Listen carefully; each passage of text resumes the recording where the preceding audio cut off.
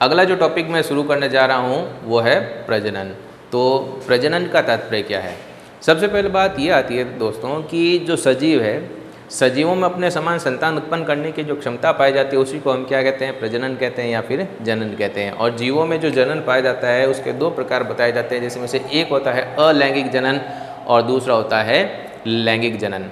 प्रजनन से फ़ायदा क्या होता है कि प्रजनन से ये फ़ायदा होता है कि इससे जाति का अस्तित्व बना रहता है, जाति की निरंतरता बनी रहती है और जाति के जो जीवों की जो संख्या होती है वो संख्या संतुलित बनी रहती है, क्योंकि जीवों की मृत्यु होती रहती है और मृत जीवों का जो प्रतिस्थापन होता है वो नए जीवों के द्वारा ही तो होता है। और ये जो नए जीव उत्पन्न होते हैं वो किसके द्वारा होता है? प्रजनन के द्वारा ही होते हैं। तो दोस्तों प्रजनन की परिभाषा जो रहेगी वो क्या आएगी? प्रजनन किसे कहा जाता है? प्रजनन का तात्पर्य क्या है कि सजीवों में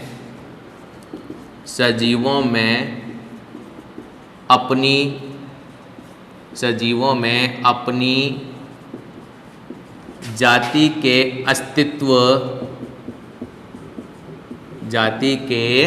अस्तित्व तथा निरंतरता एवं उसकी निरंतरता को बनाए रखने के लिए, किसको बनाए रखने के लिए? निरंतरता को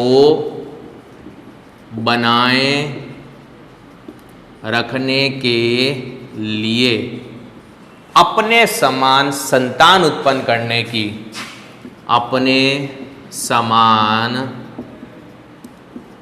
संतान उत्पन्न करने की क्षमता पाई जाती है। करने की क्या पाई जाती है? क्षमता पाई जाती है, जिसे प्रजनन कहते हैं। तो प्रजनन की परिभाषा क्या है? प्रजनन की परिभाषा बिल्कुल ही सिंपल सी परिभाषा है, आप लोगों को आसानी से समझ में आ जाएगी कि सजीवों में अपनी जाति के अस्तित्व तथा उसकी निरंतरता को बनाए रखने के लिए अपने समान संतान उत्पन्न करने की जो क्षमता पाई जाती है उसे ही हम क्या कहते हैं? प्रजनन कहते हैं। अब सजीवों में जो प्रजनन पाया जाता है, प्रजनन के दो प्रकार पाए जाते हैं, जिसमें से एक है अलैंगिक और दूसरा है लैंगिक जनन। तो जनन के जो प्रकार है या प्रजनन के दो प्रकार सजीवों में पाए जाते हैं। कितने प्रकार पाए जाते हैं? दो प्रकार पाए जाते हैं सजीवों में। अब वो दो प्रकार कौन कौन से हैं? जैसा कि अभी मैंने बताया, दो नाम है, एक है अलैंगिक और दूसरा क्या हो जाएगा? लैंगिक जनन। तो इसमें से एक जो है वो तो है अलैंगिक जनन और जो दूसरा जो आएगा उसको कहा जाता है लैंगिक जनन। तो दो शब्द आपके सामने, एक है अलैंगिक जनन और दूसरा क्या है? लैंगिक जनन। तो अलैंगिक जनन का मतलब क्या होता है? देखो, अलैंगिक जनन अगर हम शब्द लिखते हैं यहाँ पर अलैंगिक जनन, और ये जो अलैंगिक जनन जो है इसको अगर अपन देखें शाब्दिक अर्थ इसका निकाले तो क्या होगा? अ का मतलब क्या हो जाएगा? बिना। फिर दूसरा आया इसमें लैंगिक। लैंगिक का तात्पर्य क्या होगा? निषेचन क्रिया। ठीक है। और जनन का मतलब क्या होता है? जनन का मतलब होता है अपने समान संतान उत्पन्न करना। ठीक है ना? क्या उत्पन्न करना? अपने समान संतान उत्पन्न करना। ठीक है। तो कहने का तात्पर्य यह है कि अलैंगिक जनन का अगर शाब्दिक अर्थ निकाले तो परिभाषा अपना आप ही बन जाती है। परिभाषा क्या बनेगी कि जब बिना निषेचन क्रिया के ही जब सजीवों में बिना निषेचन क्रिया के ही संतान उत्पन्न होती है तो उस प्रक्रिया को ही हम क्या कहते हैं, अलैंगिक जनन कहते हैं। तो अलैंगिक जनन की परिभाषा बिल्कुल ही आसान है, क्या है कि जब बिना निषेचन क्रिया के ही संतान उत्पन्न होती है या संतान उत्पन्न की जाती है तो उसे ही क्या कहा जाता है, अलैंगिक जनन। अलैंगिक जनन में दोस्तों जो विभाजन पाया जाता है वो होता है समसूत्री, इसमें अर्धसूत्री विभाजन नहीं होता है। अर्धसूत्री विभाजन होता है कौन से जनन में, वो होता है लैंगिक जनन में। हालांकि लैंगिक जनन में समसूत्री और अर्धसूत्री दोनों ही होते हैं, जबकि अलैंगिक जनन में केवल और केवल समसूत्री विभाजन पाया जाता है, इसमें अर्धसूत्री विभाजन नहीं होता। दूसरी बात, अलैंगिक जनन में युग्मक का निर्माण नहीं होता है, नर और मादा युग्मक नहीं बनते, अंडाणु और शुक्राणु नहीं बनते, जनक केवल एक ही होता है अलैंगिक जनन में, और युग्मक संलयन की क्रिया भी नहीं होती, युग्मनज भी नहीं बनता, भ्रूण का परिवर्धन भी नहीं होता। तो कहने का मतलब एक जनक के द्वारा ही बिना निषेचन क्रिया के ही अपने समान यानी आनुवांशिक, ठीक है ना, जो आनुवांशिक जो संरचना पाई जाती है जनक की और संतान की, दोनों की कैसी पाई जाती है, एक समान पाई जाती है।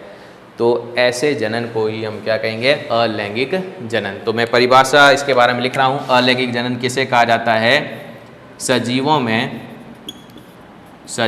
में जब बिना निषेचन क्रिया द्वारा ही संतान उत्पन्न की जाती है तो इसे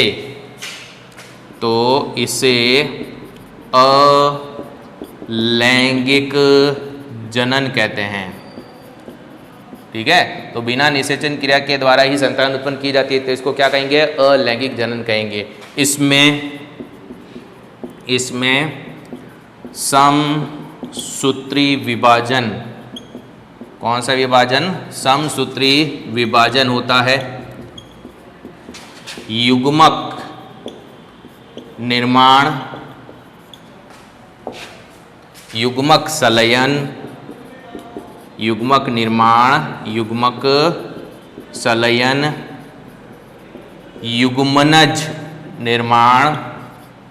युग्मनज निर्माण, सब ध्यान दीजिएगा। केवल समसूत्री विभाजन होता है, युग्मक निर्माण, युग्मक संलयन, युग्मनज निर्माण एवं भ्रूण परिवर्धन प्रक्रियाएं नहीं पाई जाती है। ठीक है, भ्रूण परिवर्धन प्रक्रियाएं नहीं पाई जाती है। तो इसमें युग्मक का निर्माण भी नहीं होता है, इसमें युग्मक संलयन की क्रिया भी नहीं होती है, इसमें युग्मनज का निर्माण भी नहीं होता है और भ्रूण परिवर्धन प्रक्रिया नहीं पाई जाती है। और उत्पन्न संतान आनुवांशिक रूप से किसके समान पाई जाती है, जनक के समान पाई जाती है, अर्थात इसमें भिन्नताएं भी नहीं पाई जाती। और अलैंगिक जनन से उत्पन्न जो संतान होती है वो क्लॉन कहलाती है। क्या कहलाती है, क्लॉन कहलाती है। तो यहाँ पर और हम क्या लिख सकते हैं, हम इसमें ये लिख सकते हैं कि उत्पन्न संतान आनुवंशिक रूप से मात्र जीव के समान होती है।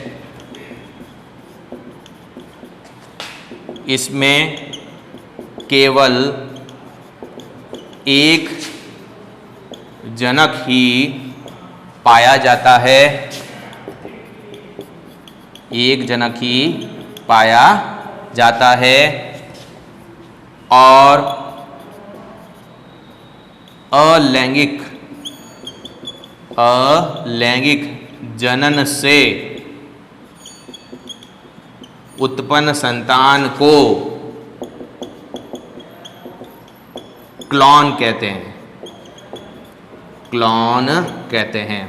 यहाँ पे ये प्रश्न बनता है दोस्तों कि अलैंगिक जनन से उत्पन्न संतान को क्लोन क्यों कहते हैं, तो इसका उत्तर क्या होगा? उसका उत्तर एक ही है कि अलैंगिक जनन में जनक केवल एक ही होता है और उससे उत्पन्न जो संतान होती है वो आनुवंशिक रूप से जनक के समान ही होती है, भिन्नताएं नहीं पाई जाती है। इस वजह से अलैंगिक जनन से उत्पन्न संतान को क्या कहा जाता है? क्लोन कहा जाता है। तो दोस्तों एक बार आप इसमें फिर से देखिएगा, हमने पढ़ा प्रजनन के बारे में कि सजीवों में अपनी जाति के अस्तित्व तथा उसकी निरंतरता को बनाए रखने के लिए अपने समान संतान उत्पन्न करने की जो क्षमता पाई जाती है उसे प्रजनन कहते हैं। और प्रजनन के दो प्रकार पाए जाते हैं, एक होता है अलैंगिक और दूसरा होता है लैंगिक। जिसमें आपने पहले पढ़ा अलैंगिक जनन। अलैंगिक जनन का मतलब क्या होता है कि जब बिना निषेचन क्रिया द्वारा ये संतान उत्पन्न की जाती है तो उसे अलैंगिक जनन कहते हैं। इसमें समसूत्री विभाजन होता है, युग्मक निर्माण, युग्मक संलयन, युग्मनज निर्माण, भ्रूण परिवर्तन की प्रक्रियाएं नहीं पाई जाती है। उत्पन्न संतान आनुवंशिक रूप से मातृजीव के समान होती है और इसमें केवल एक जनक ही पाया जाता है। और अलैंगिक जनन से उत्पन्न संतान को क्या कहते हैं? क्लोन कहते हैं, क्योंकि उसमें विभिन्नताएं उत्पन्न नहीं होती, वो आनुवंशिक रूप से मातृजीव के समान पाया जाता है। तो यहाँ तक आप एक बार नोट कीजिएगा।